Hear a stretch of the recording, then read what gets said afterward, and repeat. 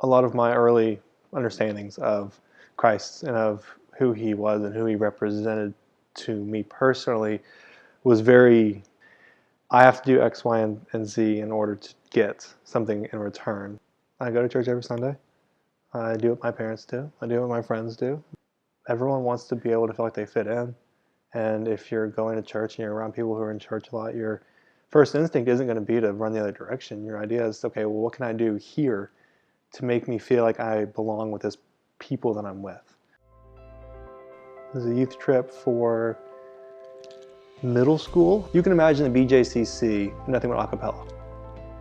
That was the general idea. The theme that year was I am, and each message was about a different I am. You know, I am the light, I am the gate, I am the good shepherd, I am the word of life, you know, all of those. And that last Sunday morning,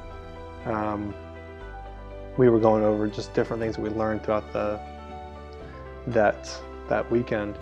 And I remember very vividly that we were singing an old hymn called Days of Elijah. And it was, I have no other words than just very otherworldly. I had this presence that just felt like, hey, this is my time. This is what I've called you for, and this is where I'm meeting you here so that you can go out and do this for other people. And that same thing I've been chasing this entire time, about fitting in, about having some kind of wholeness.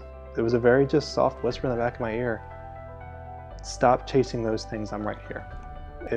If I was able to find that in Christ, I'd be able to help show other people that you don't have to struggle in vain to be perfect for people, or perfect for your family, or perfect for the person you see in the mirror. Because the whole idea of Christianity, what I realized in that moment, was that it's best when you're broken, because we weren't meant to rebuild ourselves. We were meant to be molded by the potter. That thought of never being low enough that he can't save you is what has honestly kept me from doing a lot of really stupid things in the past. It's what I filter everything through. My priorities are the Lord, and every relationship I have is he's the filter that I see everything else through. Because if I can treat them with that same filter of love, then I feel like I'm doing the right things with everything else.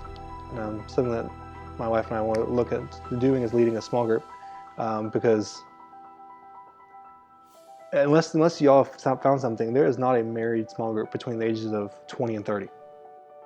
It just doesn't exist. And so we're probably going to start a small group for that, for young married couples, and hopefully go a little closer to some people and help spread the message a little bit further.